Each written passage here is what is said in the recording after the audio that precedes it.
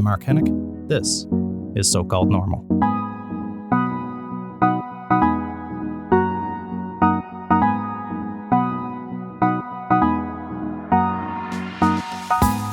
Hey folks, welcome to So-Called Normal. I'm Mark Hennick. Today on the show we have Sarah Schuster. Sarah and I connected a few years ago through the Mighty. If you follow the mental health community, you probably know what the Mighty is. It's an incredible website, publication, blog of what I don't even know how to characterize it. Of such inspiring stories written by people in the community of a variety of different health conditions, but their mental health piece in particular, and the articles that they post on mental health by people with lived experience, people who have been there, who have experience in these areas. It's extraordinary, really. I wrote an article for them a few years ago. I keep meaning to write another one, so maybe at some point, maybe even before this episode comes out, I'll do another one. But it's such a wonderful publication and community of people who share in their challenges together. Sarah used to edit the mental health piece in particular, but now she's an editorial director for the Mighty. You can check her out on Twitter. I'm going to have to try to... I'll try to pronounce her in the outro what her Twitter handle is, because I'm not sure. I'll spell it out for you. Anyway, here's my conversation. I love talking to her with Sarah Schuster on So-Called Normal. I'm Mark Hennick. I'm Sarah. My last name is Schuster. And right now, my job is that I run the contributor section for the Mighty. I think that comes to mind when you ask me who I am, because I'm a workaholic. Mm-hmm. And that's definitely my day-to-day life does feel defined by that. But when I think about it a little more, I mean, I'm a writer. I really enjoy editing. I like helping other people tell their stories. So you mentioned before we turned the mics on that you have a journalism background. I do have a journalism background. Yeah, so I can talk a little bit about that. Tell me about that. I've always been a journaler, an obsessive journaler. I have all my journals from, I want to say, 6th grade to today. Really? In a daily kind of like thing? a daily journals that I filled up every day. Wow. Because as a, goody two-shoes, not very expressive kid, that was like my little secret with myself. I loved having a space that no one got to see that was my own, and it was really important to me. Were you in a big family, or why would you need that? Let's talk about my family. No. I'm glad you fully unpack. I'm glad you said that. So I have 2 younger brothers. Okay. I have 2 younger brothers. I have a mom and a dad, as most of us at least originally do. Obviously, circumstances change. Actually, no. Some people have dads and dads. Some people have moms and moms. That's true. There's so many reasons, so many ways babies can get born these days, actually. It's pretty amazing. Anyway, I think that I was always used to being the one that was okay. It was very important to me. Not only am I the oldest in my family, I'm also the oldest of my extended family, too. I have about 10 cousins who are all younger than me. They're not all babies now, but at one point they were, and I was very much the oldest. Were you often caring for them as well? Yeah, in little ways. Sure. Actually, just to say, I wasn't often caring for them. I feel like I was often bossing them around, to be honest. I was caring for them in the sense in case they're listening. In the sense that we would put on plays that I would direct, and I was like, had a vision for what I wanted, and they were like my little, whatever. So your personality type was clear from very early on. Oh my God, I was so bossy. Even with my brothers too. I was very bossy. I'm trying to think of the first time. I'll say 2 things. There's 2 things that kind of relate to this. And one of them actually relates to the work I do now. So the first thing is, I think for some reason I took it at a very young age, probably from family stuff, family dynamics, kind of the first examples of what emotions are okay and what emotions aren't okay. I definitely was taught from a young age that big emotions were not good. And I say big emotions because I think I used to think that I just couldn't feel anger, right, extreme sadness. But I also think like this is well known, when you muffle those feelings, also extreme, silly excitement Right. And maybe emotions that I didn't deem logical or that didn't have like an amazing explanation. Right, a purpose. I was very much I want to say discouraged, but I felt like I couldn't express those things. And so that's where, journaling became really important to me. And I'm sure we'll go more into this later, but something pretty significant happened to me, and didn't happen to me, but happened to my family when I was a senior in high school. It was the first time my brother tried to kill himself. And I can say that publicly because he is a rock star. He's very open about what he struggles with, and I've just become more comfortable speaking publicly and also with him about how something like that affected me and affected our family. Well, one of the things that people say, especially family members most commonly, is that they didn't see it coming. Yeah. Is that your experience as well? So surprised. Yeah. I had experienced death by suicide in my community. So I knew suicide was a thing. My brother and I were very close, but we were close in the sense that he would storm into my room and we'd like shit talk. I don't know if I can swear. We'd shit talk my parents, and very close in the way that was kind of like us against them. And we'd talk about school and boys and all this stuff. But I didn't know that he wanted to die. And so that was pretty big. And I think only now I'm processing how important that was to my development. And I think, again, going back to journaling and storytelling and not feeling your feelings, there was a very important or very powerful message that I took in, which was that my brother is not okay. I need to be okay because this is an emergency. And so immediately my parents' attention and my extended family's attention, it was, we all went to make sure Colin was okay. And as the oldest, I actually went off to college the next year. There wasn't a lot of room for me not to be okay. And so the journaling I actually did that I was younger, which actually started with me talking about boys. I literally there's like this entire saga in my 8th grade journal about why this kid named Matt won't kiss me. Yeah. It's like dramatic. You've gone back and it's and heartbreaking. read them, I have. And I don't often revisit it, but I remember at least this 8th grade one I did. And anyway, so there's this interesting like trajectory of my journals where I'm exploring with experiencing emotions, not just that I'm not allowed to feel, but that like I don't want to tell my parents, Sure, yeah. And then when, things started getting more real, all of a sudden, this is actually the only place I can express anything. Right. And because I'd already been doing it, it became a really safe place for me to talk about, my brother and things going on with my family. And what were you afraid would happen? I know you said it was. I don't mean to. If I'm please. Psychoanalyzing no, you no, here, no. Let's do it. No, let's do it. Let's do it. No, but I mean, so it was discouraged in your household. Sure, extreme emotions on either end of the spectrum. But what were you afraid would happen if you expressed emotion outwardly, or what would happen if you expressed outwardly? For me, I think internally it was this idea of losing control, yeah. which is maybe not as specific as it could be of an answer, but that's all I got. I think that's significant. I think a fear of losing control, the fear that, especially, and it's also hard because if you've been bearing the stuff for a while, there's this idea that if I get angry, I'm not going to stop. Right. If I let myself sob, even though logically my feelings only last for 4 minutes, whatever it is, like you know that it will hop. This fear of like, who will I be if I let this energy out? It's an identity thing almost, if that makes sense. Like when you identify around being, again, the stable one, the one who's cool, calm, and collective.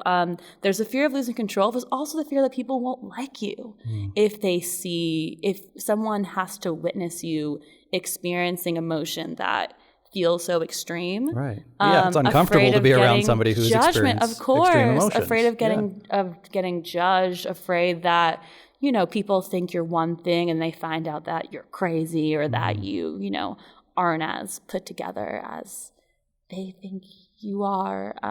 There's a lot that goes into it. I think control and also fear of judgment, fear of being seen. That's a big one for me. I think a lot of people deal with that. The fear that if I lose control over how I present myself and I'm really seen. So there's two things, right? There's the fact that if you have control over your image, you want people to like you, but it's not as, you kind of have a secret yourself. Like, I'm like kind of putting on this thing. So it's like, if someone doesn't like me, I'm not as offended. That's right. You want people to like the you that you project. Yes. And if God forbid, if I lose it, and then someone doesn't like me, it's like, that's all I got. They don't like the real me. I can't adjust that. That's it. That's like me and my raw sense. So I don't hope that it didn't go off topic at all. But no, it brought it square in. Control is a hard. I think when it comes to my relationship with my emotions, and again, going back to writing and the work I do now, writing is, and the reason why I love writing is that in a sense, it's a beautiful place to lose control and to get everything inside you out. But then you also get to tailor it, and you get to edit it, and you get to present it in a certain way that still, it's a safer way to express feelings, because I still get to have some level of control, even though I'm way more likely to be more vulnerable in a piece of writing. So was it sufficient early on, or did you still feel trapped at some point that you weren't able to express yourself? Oh, I 100% felt trapped. Yeah. Oh, it was not enough. It wasn't enough. I thought it was enough. I loved my secret world of my journals. And then in college, I started thinking about killing myself and cutting myself. Like, that's what it was. It was it can't. And I think a lot of people who found ways to cope, certain coping, when you put all of your eggs in one basket. And then you lose the basket? Yeah. Like, that's, it's not going to be sustainable. Yeah. So for me, my MO of not talking about it, keeping it to myself, it became this almost like inside joke I had with myself, to feeling like I was like trapped and I actually couldn't tell anyone how I was feeling. And that's when the bad thought starts. And that's when, for me, and I know you talk about suicide a lot, for me, my suicidal thoughts and my self-hating thoughts and the stuff that I still experience to this day, I've tried to learn that they're really my red flags telling me something is wrong. Not that I'm very lucky that I've never been actively suicidal. I've never, although I do think of self-harm, I've never planned a suicide. I've never been suicidal in the sense where I could honestly say that I wanted to die and would take action to die. Well, it's a broad range, I think, of experiences. It's a range. My experiences, very much the thoughts, and because I have a little OCD gene in me, the repetitive thoughts of, I want to kill myself, I want to kill myself, I want to kill myself, sitting in class, taking notes, I want to kill myself, writing in my notebook, I want to kill myself, I want to kill myself, I suck.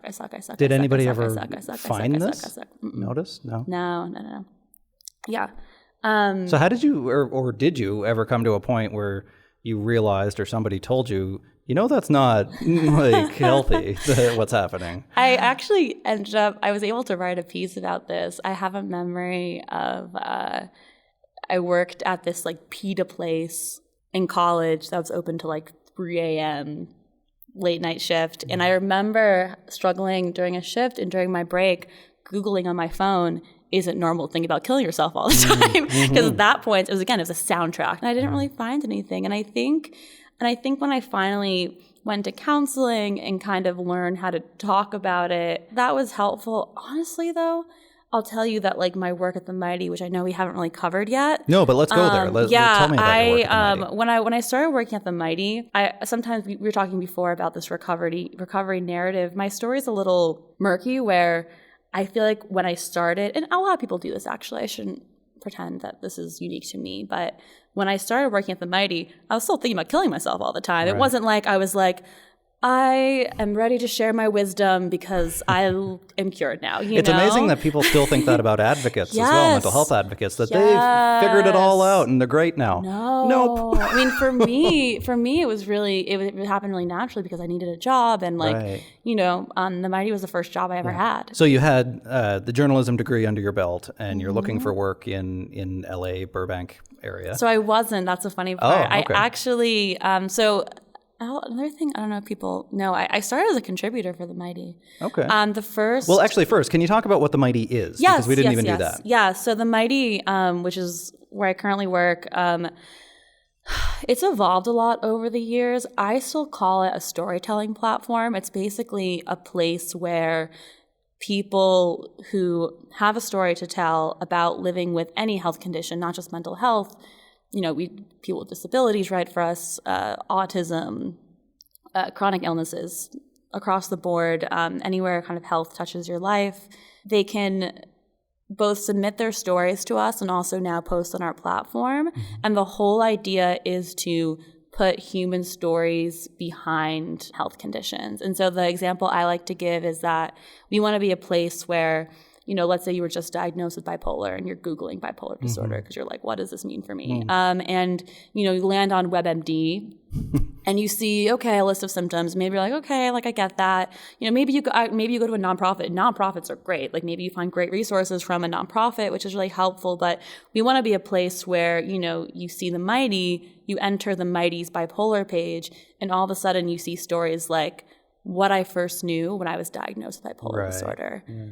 What relationships are like as someone with bipolar disorder. All these little moments that can basically put words to people's experiences, a list of symptoms won't be able to do. We want to be that portal, that place. So basically what we've been doing for the past 4 years is collecting these stories from people in our community who choose to write for us so that through our social channels, also through, you know, search and other ways people find content, someone who is looking for information about their condition can basically be met with some sort of hug in the sense that they might be able to find a story that relates to their experiences. Sure. I mean, anybody can find a pamphlet with symptoms on it, right? But to find somebody who's been there and their experience might not be exactly like yours, but at least it's a human who's been through it. Yes, letting people tell their own stories is really important to us and to me. And so that's kind of, I don't have the same position as when I first started, but that's kind of where I started. Was that new for you, getting into the health advocacy kind of world? Yeah, so it was in the sense that another thing I like to tell is that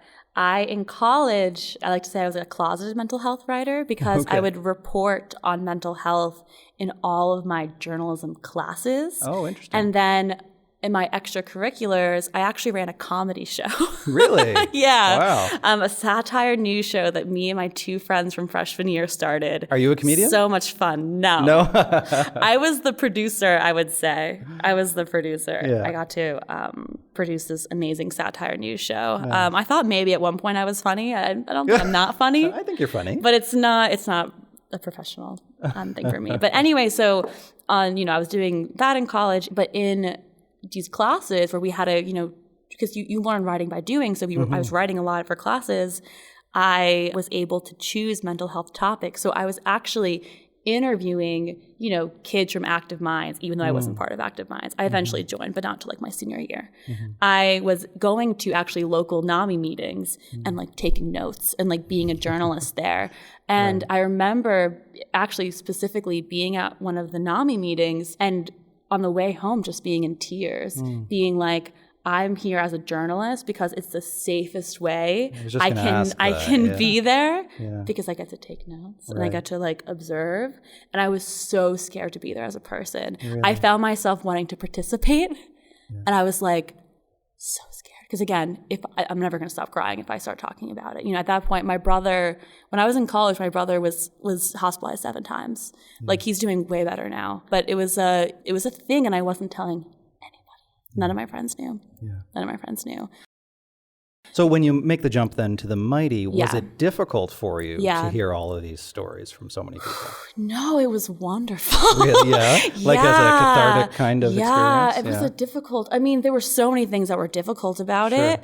Actually, to be honest, because of how I approached it at first through a very journalistic lens, I still say I'm able to have my editor hat on. You can't edit 8 stories about suicide a day. Right. Which I don't always do. We try to spread out the content. Yeah, no kidding. But you can't read it. You can't read about suicide all day and and have your emotional hat on. Right. You couldn't do it. So I'm able to. I think from day one, because I was already so good at bearing things. I always like to say that I have amazing defense mechanisms. They're top notch defense mechanisms. I tell people sometimes that I've gotten very good at being depressed. That it's just I practice all the time. I'm a great depressed person. Yeah, I'm it comes in handy. Professional. But that's the one job, the one career, probably why you were directed there, or why you made it to that place, where that particular set of defense mechanisms. Oh my God, it was handy. so helpful because I'd already been doing it. So to read the stories and still really, feel them, enjoy them, but to see them as stories. Right. My job is to open a story I get and make it the best story it can be. Right. My job is to give it a headline. I think that will summarize the story and will help people see it. My job is to make sure all the copy is okay. For some writers who are a little more scrappy, my job is to help them with their sentence structure. I love that stuff. Like that makes me like fixing sentence structure is like a joy. So this is the most important question I think so far. Have you ever been in a public place and had a pen or marker on you and corrected a sign that you've seen? The grammar. Never? Every once in a while I have. I think I've texted my boss, the editor-in-chief of the Mighty, pictures of bad grammar on signs just to like be like, I don't know. But what's funny about that is this is like the dirty secret. I'm actually not that great at grammar. Oh, no? I love, I'm more of a macro writer where I really like sentence structure and I really like making things cohesive. Right. I actually, I'm infamously, it's a little topic, I'm infamously a really bad speller. And so when I told my friends I was editing, they're like, no, you're fucking not. You're not editing. Like you're editing other people's works. Like you funny. Can't, your texts and emails are full of typos, but I've gotten way better. I've had to slow down. I've actually just recently, I'm not even finished it yet, have been reading The Writer's Journey by Christopher Vogler. I've heard of it, but I haven't read it. So he's a screenwriting expert. It's kind of a classic in the field of screenwriting, but he very much talks about, the whole point of it is about the structure. And he applies the hero journey and the narrative of, overcoming the challenge. And like many big Hollywood blockbuster movies have that overlay. But I really respond to that kind of structuring your story because some people think that you can just...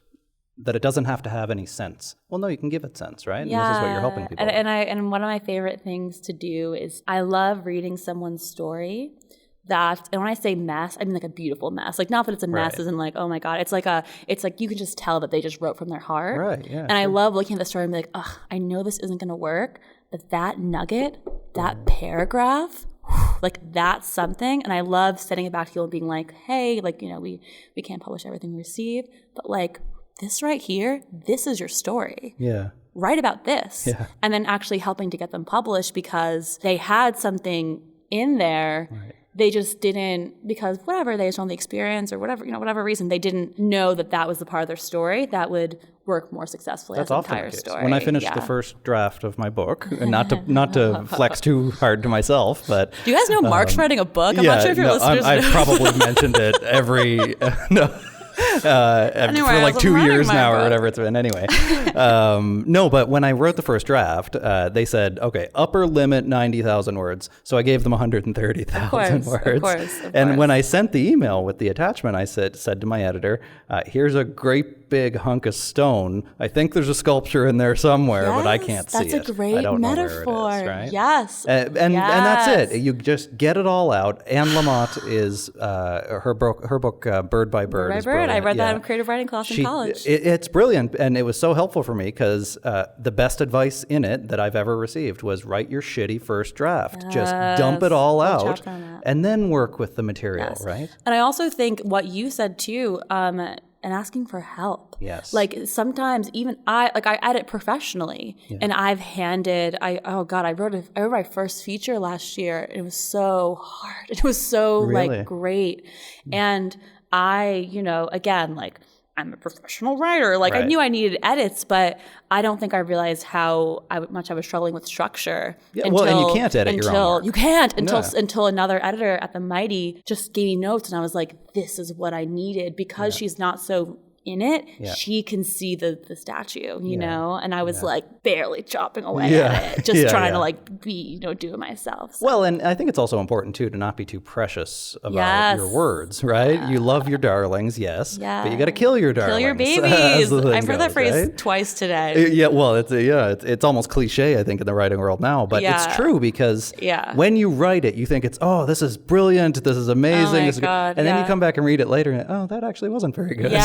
So it's important to be willing to, I think, and to accept the fact that you can edit your own story. That just because it happened to you and your first draft is how you expressed it, doesn't mean you can't decide how that story is told. Yes. And again, like getting help, getting a second perspective. That's what helps you learn. We were talking about this earlier. Learn what to put in, what not to put in. Anyway, that's luckily because I geek out about this stuff, is part of what I get to do on a daily basis. Well, and you're very good at it. So I did one article for the Mighty a few years ago, and you guys have you folks have very quickly become a big deal in the mental health community. You really have. Are your mental health articles, is that a sizable portion of what the Mighty does? It's most of our articles. I thought so. Yeah, it's most of our articles. It's our biggest section. Yeah, and there's a few reasons for that. I mean, mental health touches everyone. So if you have a chronic illness, if you're autistic, you're probably, for various reasons, also struggling with your mental health. Sure. It could be because people don't accept you for who you are, and that makes you feel certain ways.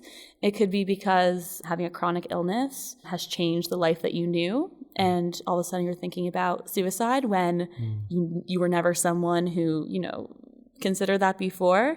Mental health touches everything that we do. So it is the biggest section, but I also think it was a good time. I think in general, people are just like really talking about these kind of issues more. So it was right time, also like right community. And honestly, like we only were able to grow because there were so many people who are willing to tell their stories. Now, I don't know if you're too in the weeds of it to really notice the macro trends from article to article, but do you notice that there are particular areas of mental health or types of struggle or recurring things that seem to come back over and over? Yeah, that's a great question. As far as themes we see again and again, I think people not feeling understood is pretty big. And whether that's a teacher, a parent, friends, I think across mental health conditions at least, this idea that even if I'm an advocate and I have my community online, it can sometimes be harder to look at the people in the eye who you're interacting with every day and getting them to understand. I think that's a pretty common thing. And I think, like any condition, but especially mental health, loneliness, isolation, shame, talk about things that make mental health issues worse if you're already struggling. Something that I found with myself is that a lot of people's journeys, it's not just about quote unquote curing the mental illness. A lot of it has to do with taking away the layer of shame that covers the symptoms. And then you can deal with the symptoms. So I think that layer of shame, that the idea that what they're experiencing is shameful, still, even though, again, like we mental health is everywhere, and we think that, stigma is going away. Just because there's so many people using a anti-stigma hashtag on Twitter doesn't mean that your Uncle Joe is going to understand why you drop out of school because of your mental health issues. It doesn't even actually mean that person who used that hashtag fully gets it, right? And I find this comes up a lot because we're talking about mental health more now, and you guys have been a big part of this, I think, in the last 5 years, 10 years than ever before. And that's super exciting for me, this is the only thing that I do. I have no other transferable skills. This is it. This is it. So talk about all my eggs in one basket. It's like, anyway. That's not what I meant, Mark. Yeah. But it's been a real privilege, though, to be able to think that for all of human history, we've thought the same old stigmatizing way about mental health and mental illness. And it's just now that things are changing, and we're a part of that. That feels really special. But also realizing, too, that this is a generational change, and it's a slow change, that there's still a lot of really significant problems with the system. And I also think that, like with a lot of things, social change is slow. Changing the systems that serve people is even slower. So not forgetting that while it's amazing that, more people don't think that people with mental illnesses are bad. Also remembering too that there's, and I have no really advice for this because this is the kind of work that I don't do, but I want to do, remembering that, unless it's actually that information is getting up to the people who have power to affect availability of treatment and things like that. Yeah, and I think it's a big part of that too is challenging stigma when you see it. Not only in your community, that's almost easy to get pissed off when somebody says or does something that's stigmatizing. Oh my God. But also to challenge yourself. And in the advocacy community, as it's been growing, asking yourself occasionally the question, what am I actually advocating for? And is it helpful? And is it moving the needle? So right? what was the word the first time we met, you used a word to describe yourself. Are you still identifying from that word? I am. What is it? I forget. So I've got all kinds of issues with the mental health advocate title because everybody's an advocate now. I think that's great, but it also gives me pause and concern that, well, what does that mean? What are you doing? Are you advocating for? Right? Yeah. Exactly. What are you advocating for? But is it helpful? Is it useful? So I started calling myself a mental health strategist, and I still do use that name. I use both now, advocate and strategist, because I do both. But it really grew out of the purpose of this podcast, the shift of or the recurring criticism, I should say, of Bell Let's Talk, that we need to do more than talk, we need to act. And I think that's even just from a clinical perspective, that's how we help people, is giving them strategies and tools. And talking is a great first step, of course. But we have to do more than that. And support. People need to feel supported. You can't do this alone. People need to feel supported. So I totally understand, for people who work on the internet. Yeah, every once in a while we do get a comment going, this is nice, but what do I do now? Right. But this is nice, but I'm alone and I feel like no one understands me in my life. And I can't afford treatment, and and you have to look at those people and be like, man, this fills one need, but I think being aware of the limitations of your advocacy and being aware, I love criticizing myself, and it comes very naturally to me, and so I also love criticizing or thinking about the limitations of storytelling and going, storytelling is awesome. It's important. It's vital. I want people to, again, get rid of shame, feel like they're not alone, but I think not pretending that storytelling is the end-all, be-all of advocacy, and hoping that there's other ways people can get involved. And I also think an important thing, too, is that I want people to feel like they can make a difference even if they're not comfortable telling their story. Especially if they're not comfortable. Especially if they're not comfortable telling their story. Something that I've said before to Mighty People is we put a lot of pressure. If you want to make a difference, there's a lot of pressure to be on all social media accounts, be posting this many times a day. And what I want people to know is if you get depressed and tell your friend about it for the first time and find support, that's just as important as if you tweeted about it. Absolutely. It doesn't have to be on Twitter to count. Right. I tell myself that too, because I'm such a shy tweeter. I actually have in my bio shy tweeter, because every once in a while I'll have this burst and I'll be like, I can tweet, and then I go into I can't do it for another a few weeks. I don't have that problem. So I mentioned to you yesterday when we saw each other that of my firm belief that Twitter's over. Oh, right. Are we going to discuss this right now? Sure we can, yeah. And I think it had its run. It was good for a while. Oh my God. You're declaring it dead. Well, it's not quite dead yet, but it's definitely over. You heard it right here, right now, folks. Do not share this podcast on Twitter. It's not going to matter. No, share it on Twitter. But it used to be, I was at the time a late adopter. Which means I think it had been around for a year or a year and a half, and all my friends were on it, but I didn't want to do it. But then I eventually did, and it quickly became my primary platform. I did everything on Twitter. But now, and it's really just been in the last year or so, that I've been thinking there's not as much activity here. The discussions, they've never been particularly helpful or insightful, I think. Sure. But, there was an incident a while ago, year and a half, 2 years ago, I think, where I got attacked by the mental health community for something that I had said. Even though the core message was very much in line with my views and my beliefs, it was very easily misinterpreted because there's no room for nuance. None of this is rocket science kind of stuff that I'm saying here. Yeah. So just in terms of traffic, though, that I've noticed, it doesn't seem to be as popular as it once was. Yeah. And so what's next? Well, that's a good question. I don't know. I'm like I was with Twitter. I strongly resist Snapchat. I think it's stupid. But anyway, I don't have a Snapchat. No. Snapchat makes me so anxious. I had it for a grand total of about 10 minutes, and I was like, no, this is stupid. I'm deleting this. Snapchat because you know why? My Snapchat story, probably similar to yours, is that I don't text people back. You've tried to if you tried to reach me on Twitter. I don't communication is really hard for me. Yeah, no, me too. Sometimes it's well, I think I sent you one fairly recently that I was like, I was going to, this is a response to an email from 8 months ago. And it made me feel so much better. So I was like, other people do this too. But anyway, really quickly, Snapchat, people were snapping me and I was like, I have to respond to this too? And I have to take a selfie. I also have anxiety taking selfies. It just, so the whole thing wasn't for me. as I get older, I am very much getting older. So if I'm turning.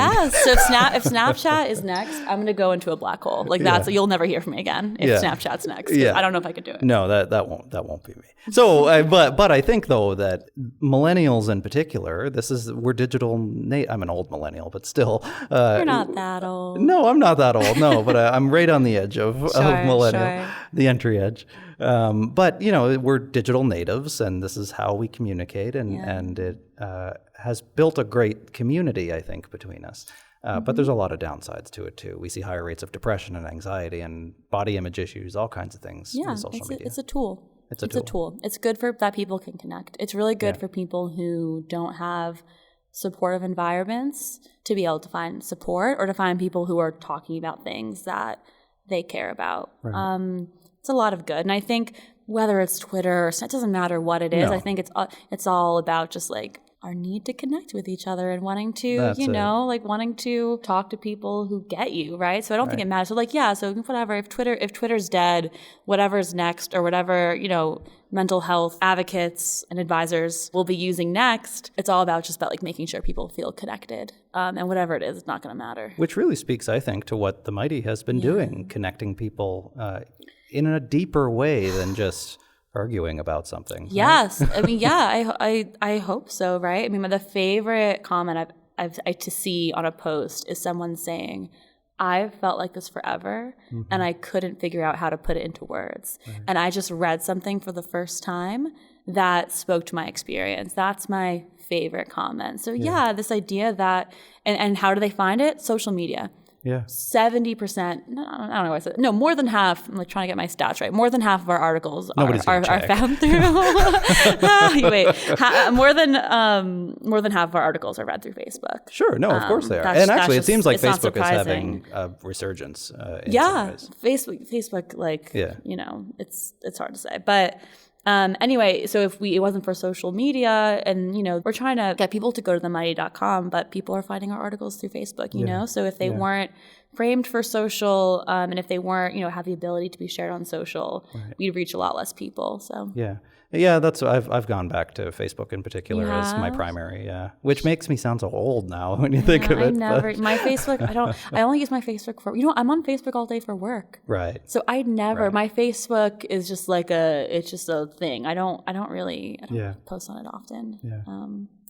So you said, I think, and we didn't really explore it further, but you did an article, did you say, or you wrote something about your experience? I've written a few things about my experience. So the first thing I ever wrote that got picked up for the Mighty, the first thing that I ever publicly wrote about mental health. I think that's what you started to talk about. Was this almost coming out piece about using the counseling center. Not to co-opt that word, but essentially I had that point, it was my senior year. I had joined Active Minds officially. I was the vice president. Nice. And I knew, and this is kind of funny thinking about it now, I knew that I wanted to start a blog. That was my thing. I was like, I'm not going to tell my story unless it's in writing.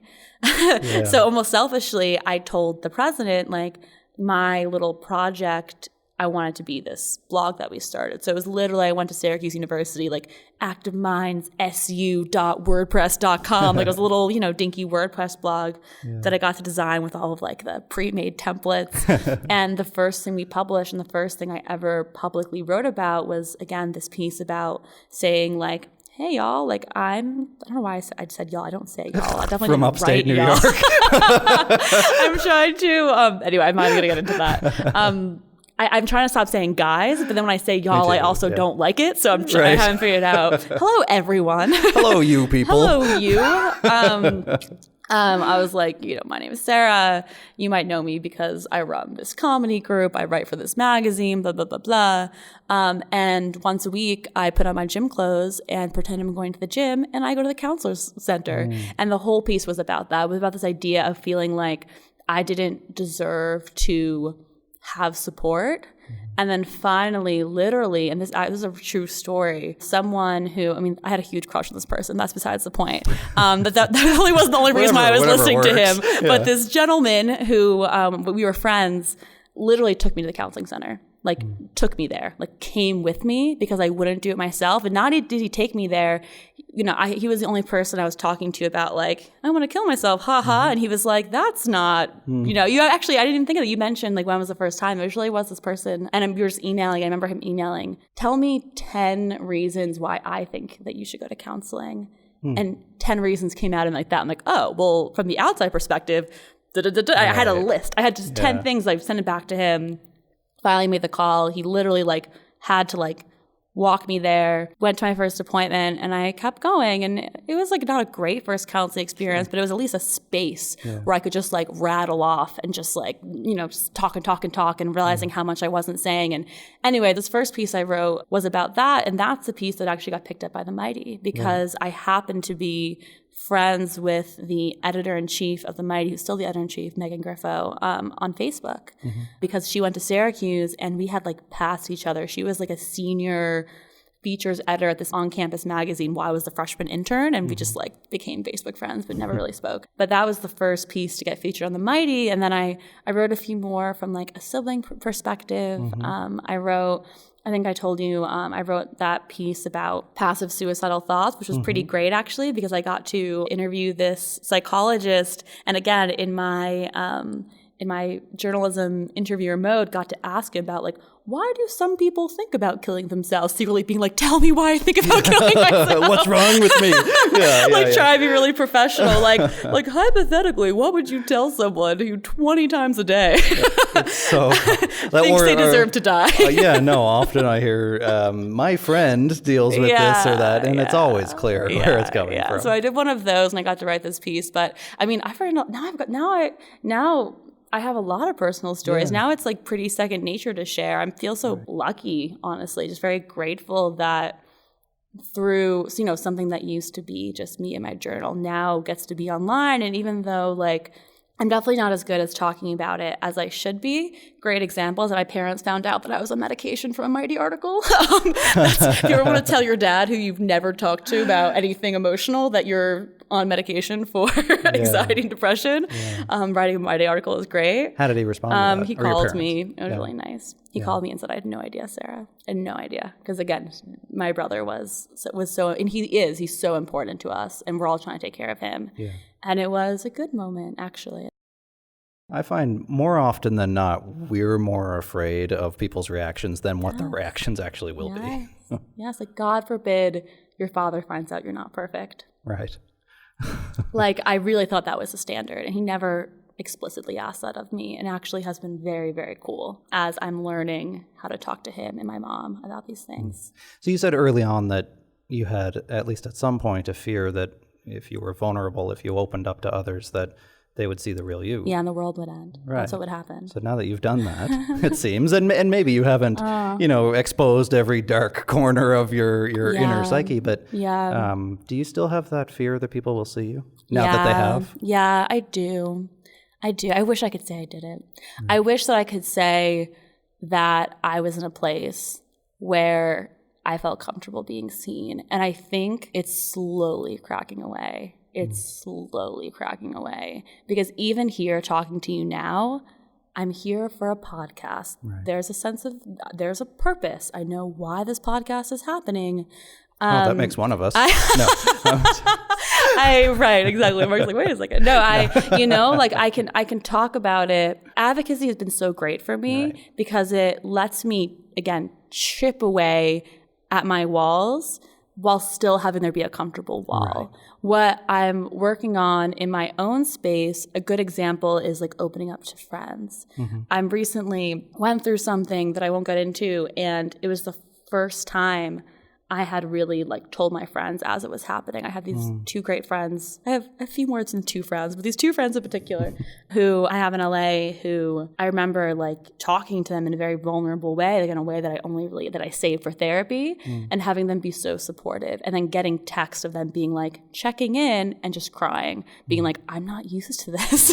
I'm not used to people checking in on me, because I'm never letting people know that there's something to be checked in about, So it was very easy for me to become the mental health editor of the Mighty. It was very easy for me to fill these certain roles that we fill as, like you said, public people, because I know the power of storytelling, I know my audience, I'm thinking of these things through a very, again, journalism degree, advocacy lens, and I still am at the point where you could just sit down with me in my real life and I'd feel comfortable telling you what I was feeling. I'm still at the point where I'm learning how to tell my boyfriend when I'm angry. That was a huge thing. Like learning how to fight. Yeah. I literally had to learn how to fight. Yep. I'm still really working on that. And that's okay. Like we said before, that's okay. It's okay. I just I sometimes, and it's really easy to get hard on yourself. And I'm sure this, you know this as someone who is public in a space where we talk about mental wellness. I recently went down on my medication and I was thinking about hurting myself again. And I had to remind myself, like, okay, been here before. Let's see where this goes. Yep. Doesn't mean that I'm awful. Like, you know what I mean? So, and actually that's a difference between having a thought like, I want to kill myself, or like imagining cutting yourself. And then the second thought being, what the fuck is wrong with me? Yeah. I need to, what's wrong with me? Why am I thinking this? Even the fact now that I can have that thought and be like, sup? Yeah. Okay, here we go. I think that's one of the most important lessons. Here we are lessons, again.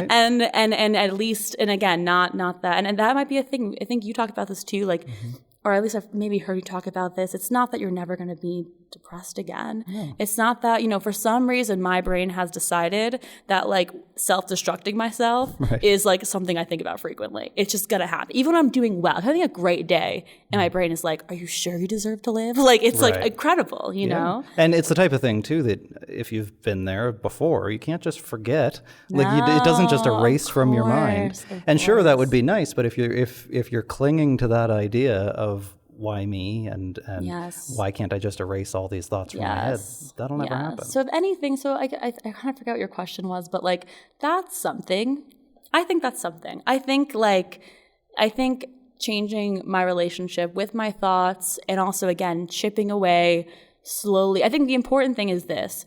There was a point where I wasn't in therapy. I wasn't talking to people, but I was mental health editor at the Mighty, which is a joke, right? Yeah. Because I'm not practicing what I preach at all. I know all these theories. I know it's so easy to like, all these theories, all these like I know I'm into it. I love it, and now I can say I'm at the place where while I'm doing the work, I'm also doing private work. And it's okay if all that work doesn't turn to a blog post. Sure. It's okay if the work that I'm doing a lot of work in private, because that's just kind of more of who I am. That's who my comfortability is. But I can confidently say I'm at least trying. And that's, it's better than nothing for sure. Would the little girl who was scribbling in her diary, in her journal, little Sarah, would she actually believe you if you talked to her right now about all this stuff that you're doing, expressing yourself in this way? No, I don't know. That's a great question. Well, let me reframe it then. All things considered, do you like yourself now better than you did then? You know what? Here's what I'll say. I don't know if I like myself more. I definitely know that I'm capable of a lot more, and I know that I can still be myself even with those extreme emotions I'm trying to hang on to. I think that's what I'll say. I'll say that I don't know if I can confidently say I like myself more than when I was, because I also hadn't had the same experiences that I had, and I'm very lucky that like I had a pretty stable childhood, things like that. Mm-hmm. So I think I had a lot going for me, even though there was some like teenage angst and self-hate. But I think that I'm just like imagining myself. It's so weird. I think that if I were to tell that person that the stuff that you're writing in your notebook could actually like be public one day and could be used like for something, I don't know if she would believe that. And I think that it's been a good thing that I've been able to, turn my little private world of darkness that I was so proud of into something public. But there's also a sense of loss too, I think. I think a lot about how sometimes I actually think part of the work I do now like is almost like getting comfortable with that like private little dark world again, and trying to figure it out and trying to, sort through it and figure out how it affects me. Right. To go and visit it, but then leave again. Yes, but having a place to go, to go elsewhere, I think is really important. So yeah, I think the fact that I am able to take whatever was happening when I was just like straight up emoting and turning into something, I'm very grateful, and I want to like myself. Do you like yourself, Mark? I think that's good. Well, we're not here to talk about me. I just turned it on you. It's a funny how that's a hard question, because I don't want to answer ingenuinely, it's hard. Of course.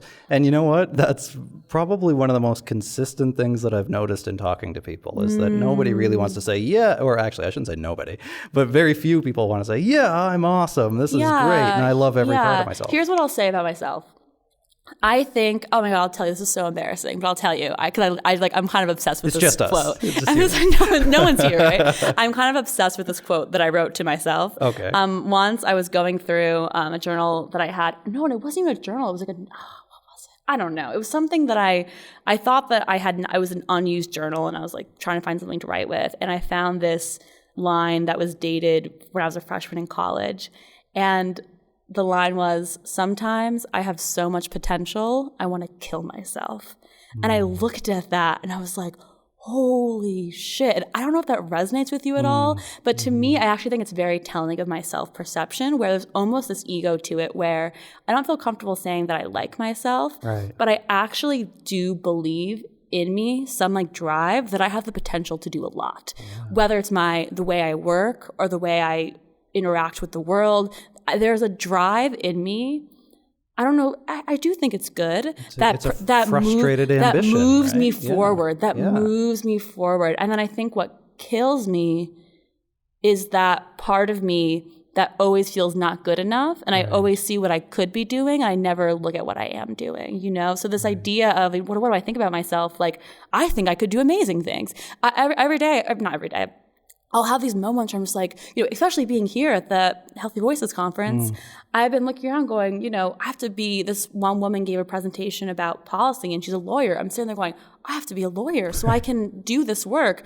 Every single, person I feel very inspired by, but I also feel very like, oh my God, like I could be doing so much more. Like this is, I can feel it in me to be making a bigger impact. Right. But with that comes the whatever in me hates myself for not already doing that, if that makes sense. It makes perfect sense. And I also think, though, that's it seems to be a common factor on everybody who's been the most successful has that drive, that desire to do something better, whatever better means to you. So I do like that about myself. I'll say that.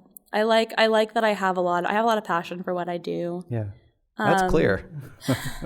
It really is. I have a lot of passion for what I do, and I like that part of myself. I wish I was a little kinder to myself as I was pursuing the passion. Right. Well, we're all works in progress, and fortunately, kindness is a skill that you can learn, I think. It is a skill. That is good to know. That is good to know. Well, you're very good at what you do. You're changing a lot of people's lives by giving them a voice that they've never had before. So I'm sure you hear that all the time, but I don't know. It means a lot coming from you. But it's a vital service what you do, and whether this is where you settle for the rest of your life or you find some big new project next, I'm sure that you'll conquer it too. We'll see. I also like the idea of conquering. I like that idea too, of really like making something yours. I think, and like you were saying before, I think everyone has different definitions of that they can use, whether it's, conquering, like you want to make mental health advocacy your career, or whether it's like conquering your own fear of, opening up to people in your own life. It's like, it's all you can do is like work with what you got. And it's almost like you're mighty. It's as if we are all mighty. End podcast. Cut. Well, so it turns out it's Are been we a out pleasure. Of time anyway? We're out of time anyway, so go to the Mighty and mighty.com. Mighty.com. Read some of Sarah's incredible work and contribute stories of your own. Sarah, thank you so much. Thanks, Mark. This is great. right, that's it. That's my conversation with Sarah Schuster. So on Twitter, I was trying to read this quickly in the intro. Her Twitter handle is Sarah Eliz Tweets. I imagine that's her middle name. I'm going to ask her later. Is Elizabeth, I assume, or Eliza maybe. I don't know. Let's talk about this on Twitter. If you want to head over to Twitter and tag me at Mark Hennick, MarkHenick. Tag Sarah too, Sarah Eliz Tweets, and we can have a conversation to try to guess what Sarah Schuster's middle name is. And the most creative answer I'll read on one of the future episodes, maybe. We'll see.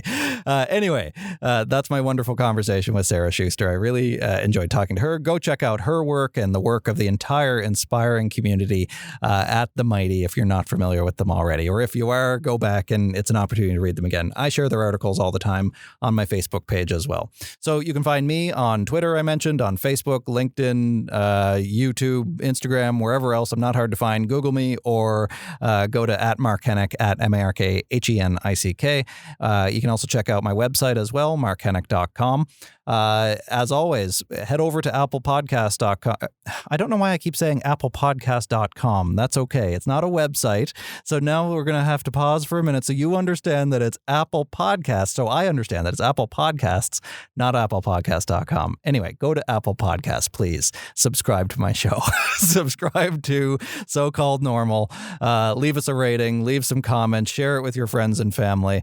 Your support really is what makes this possible. Also, what makes this possible, the wonderful team at E1, at Entertainment One in Canada and the United States and around the world for helping us to produce this. Adrian, Kimberly, Allison, my great, wonderful editor, Dave Trafford. This has really been a team effort.